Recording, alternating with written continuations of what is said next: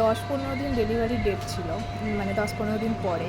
কালকে হঠাৎ করে চেক আপে গ্রোথে স্ক্যান হওয়ার পর একটু কমপ্লিকেশান আসতে বললো আমাকে ভর্তি হতে হবে।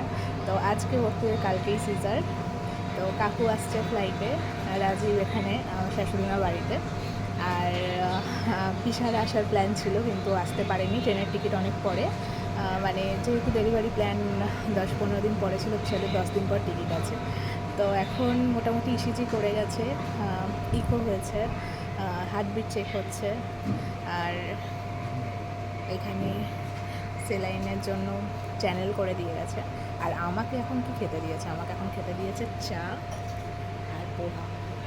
পোহাটা আমার একটুও পছন্দের জিনিস না, অখাদ্য, সেটাও খেতে হচ্ছে। তো কালকে সকাল 7টার মধ্যে আমাকে খেয়ে নিতে হবে। কালকে দুটোই আমার সি সেকশান। তো চলো, ব্লগ আরও পোস্ট করবো। নিউবর্নের জন্য খুবই এক্সাইটেড এবং খুব একটা মানে কোথাও একটা টেনশানও হচ্ছে, প্রথমবার এত বড় একটা অপারেশান। তো তোমরা সবাই প্রে করো যাতে সব কিছু ঠিকঠাক থাকে। তো এর পরের কিছু মুহূর্ত তোমাদের সাথে শেয়ার করব, কারণ এইগুলো জীবনের প্রিসিয়াস মুহূর্ত, এগুলো পরে আর ফিরে আসবে না, তাই তোমাদের সাথে শেয়ার করতে থাকবো। হার্টবিটের মেশিন একদম এখানে রাখাই আছে, যেহেতু হার্টবিটটা আমাদের দেখার দরকার।